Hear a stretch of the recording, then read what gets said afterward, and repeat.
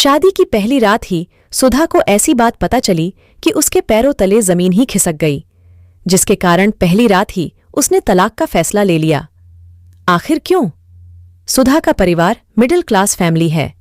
परिवार में उसके माँ पिता ही हैं।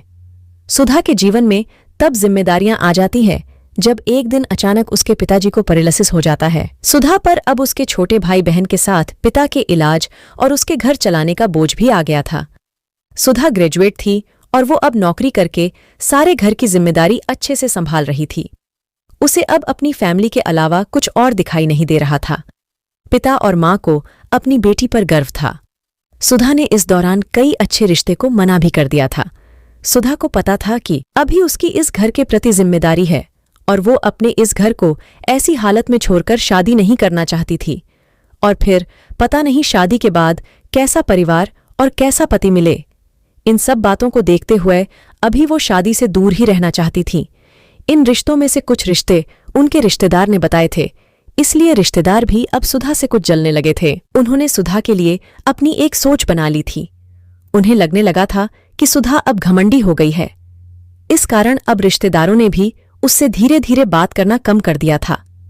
एक व्यक्ति था जो सुधा को कुछ दिनों से फॉलो कर रहा था और सुधा उसे देखकर अवॉइड कर देती थी। उसका नाम रचित था। रचित सुधा को दूर से ही देखता रहता। कभी उसने सुधा के ज्यादा पास आने की कोशिश नहीं की। सुधा को पता था कि वो उसे फॉलो कर रहा है, लेकिन कुछ ही दिन में रचित के बर्ताव से वो समझ गई थी कि वो किस तरह का है। जब सुधा कभी उसके पास से भी गुजरती थी तो वो उससे दूर होने लगता था। शायद वह घबरा जाता था। सुधा को मन ही मन उसकी यह बातें अच्छी लगने लगी थीं। उसके दिल के किसी कोने में प्यार ने दस्तक देना शुरू कर दिया था। लेकिन एक दिन अचानक रचित का रिश्ता लेकर उसकी माँ उनके घर आ आती है। सुधा को पता नहीं था कि ऐसा कुछ होने वाला है। रचित की माँ उसकी तस्वीर लेकर उनके घर आई थी। रचित अच्छे पैसे वाली फैमिली से था और अपने घर का इकलौता था। सुधा के घरवाले इस रिश्ते से काफी खुश थे। रचित की मम्मी ने यह बताया था कि उनका बेटा सुधा को बहुत पसंद करता है। जब सुधा को इस बात का पता चला तो उसे कुछ समझ नहीं आया कि वो उससे कैसे रिएक्ट करे। उसके मन में आया कि पहले वो रचित से कुछ बात कर ले। अगले दिन जब वो ऑफिस गई थी तब उसने सोचा था कि वो रचित से बात करेंगी। रचित उसे वहीं दिखाई दिया। हमेशा की तरह वो आज भी उसे दूर से ही देख रहा था। सुधा के पैर जैसे जम से गए थे। उसने बहुत कोशिश की लेकिन वो आगे नहीं जा पाई। आज उसकी आंखों में एक अलग ही शर्म आ गई थी। लेकिन फिर ऐसा कुछ हुआ कि सुधा की बची हुई कुछ हिम्मत भी टूट गई। रचित अपने साथ एक कटआउट लाया था जिस पर लिखा था, प्लीज मैरी मी। सुधा यह देखकर पिघल गई। सुधा के माता पिता भी इस रिश्ते को लेकर बहुत खुश थे। सुधा को भी लग रहा था कि शायद यही वो है जिसे वो इतने दिनों से ढूंढ रही थी। इन्हीं सब बातों को ध्यान में रखते हुए उसने इस शादी के लिए हाँ कर दी। सुधा खुश थी। उसके मन में रचित से बात करने की बहुत इच्छा थी, लेकिन रचित की तरफ से कोई पहल न होने के कारण वो भी चुप थी। सुधा को रचित और उसके बीच की यह खामोशी पसंद थी। इस शादी के लिए दोनों लोगों के घरवाले बहुत जल्दी में थे। इस कारण इनकी शादी जल्दी में तय हो गई। शादी पक्की होने के बाद ना तो रचित उसे दिखाई दिया, ना ही उसकी तरफ से उसे कोई फोन आया। रचित शादी के दिन ही उसे कई दिनों बाद दिखाई दिया। काफी दिनों के बाद सुधा ने रचित को देखा था। सुधा के चेहरे पर आज एक अलग ही चमक थी। वहीं दूसरी ओर रचित बहुत नर्वस लग रहा था। रचित की शादी उसकी मनपसंद से होने जा रही थी। उससे होने जा रही थी जिससे वो इतना प्यार करता है, फिर भी उसके चेहरे पर वो खुशी नहीं थी। सुधा को भी यह बात बहुत अजीब लगती है। उसको अंदेशा हो जाता है कि कुछ तो बात है, लेकिन अब सारी बात रचित से बात करने पर ही पता चलेगी। सुधा और रचित की शादी हो गई।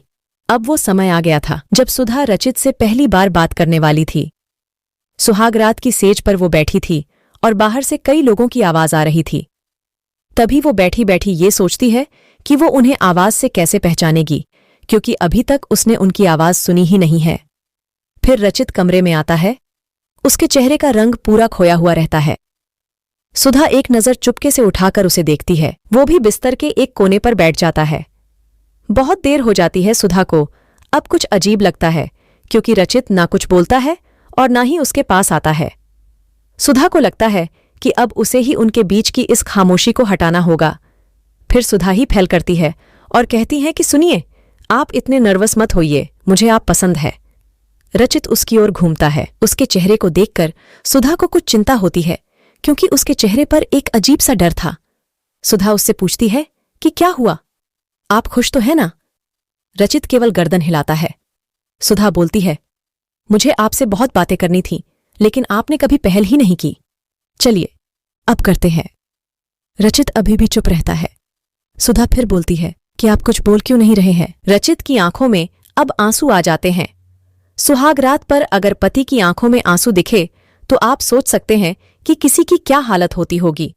सुधा यह देखकर घबरा जाती है और पूछती है कि क्या हुआ, आपको मुझे बताइए।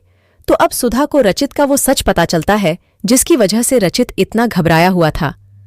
रचित अब अपनी साइन भाषा में बताता है कि वो बोल नहीं सकता। सुधा को ये देखकर बहुत धक्का लगता है, जैसे कि किसी ने बहुत जोर से उसे धक्का मारा हो। वो चुप हो जाती है और रचित से दूर हो जाती है।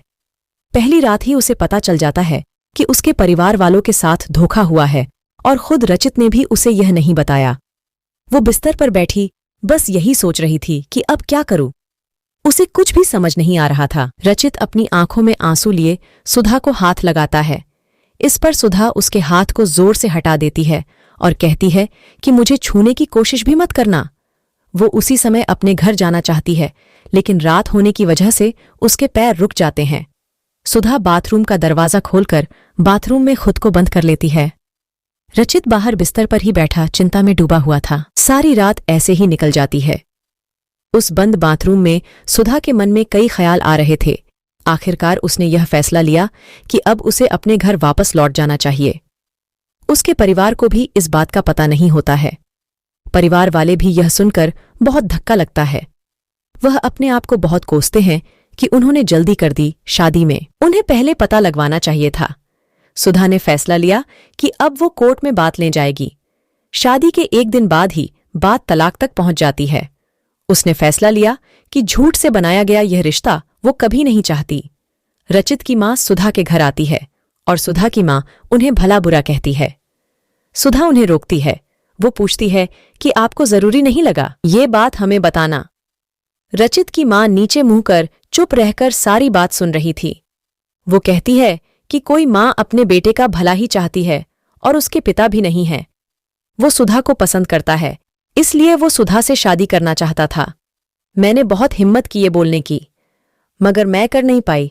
फिर मुझे डर भी लग रहा था, क्योंकि पहली बार उसने कुछ करने को मुझसे कहा। उसने तो मुझे बोला था कि उसके बारे में तुम्हें सब कुछ बता दूं, और मैं चाहती भी यही थी, लेकिन मैं ये नहीं कर पाई। मैंने रचित को भी झूठ बोला कि तुम मान गई हो, लेकिन शादी के पहले उसे पता चल गया था कि मैंने उसको झूठ बोला है। तब तक बहुत देर हो गई थी, इसलिए वो खुश नहीं था। सुधा, शायद तुम मुझे समझ पाओ। सुधा अभी भी गुस्से में थी। वो बोलती है कि मुझे रचित के ना बोलने से कोई प्रॉब्लम नहीं है। गुस्सा तो मुझे इस बात का है कि आपने धोखा दिया है, मुझसे झूठ बोला है, और वो मुझे बर्दाश्त नहीं। तलाक की बात से ही सुधा के सभी रिश्तेदार सुधा और उसके परिवार की इस हालत पर बहुत खुश थे।